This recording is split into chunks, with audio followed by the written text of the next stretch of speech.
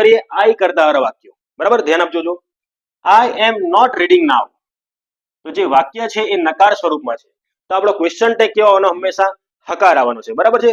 ચાલો, અહીં આપણો ઓક્સિલરી વર્બ કોણ છે? તો એમ, એટલે એમનો જ ઉપયોગ આપણે કરવાનો છે. એટલે આપણો જવાબ શું આવશે ખબર?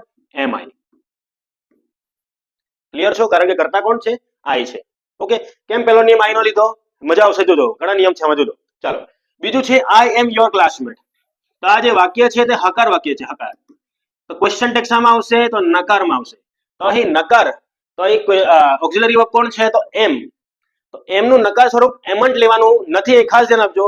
એમનું નકાર સ્વરૂપ આપણે લેવાનું છે આરન્ટ આઈ અથવા તો એન્ટ આઈ. બંને સ્પેલિંગ લેજો. ક્યાં તો આરન્ટ આઈ લખવાનું, ક્યાં તો એન્ટ આઈ લખવાનું છે. બરાબર, પણ હકાર સ્વરૂપ હોય ત્યારે એમ આઈ જ લખવાનું છે.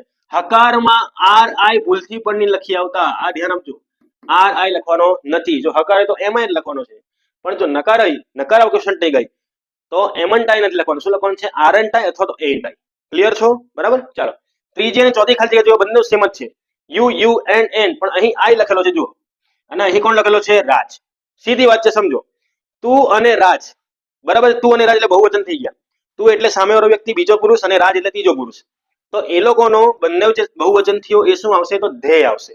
બરાબર, સમજો. એટલે અહીં કોણ આવશે જવાબ? તો ધ્યેય. પ્લે એટલે ડુ વાળું વાક્ય છે, એટલે એ શું આવશે? તો ડુ. અને નકાર સ્વરૂપ એટલે શું આવશે? તો ડોન્ટ ધ્યેય આવશે. ક્લિયર છો? પણ આ જ વસ્તુ બરાબર સમજો. આ વાક્યમાં જોઈએ, અહીં તું અને હું, આ એટલે તરીકે હું, તું અને હું એટલે થઈ ગયા કોણ? તો અમે. તો અહીં જવાબમાં ધ્યેય નહીં આવશે, જવાબમાં શું આવશે? તો વી આવશે. વી સાથે બી શું લાગે? તો ડુ જ લાગે. પણ હકાર વાક્ય છે એટલે જવાબ શું આવશે?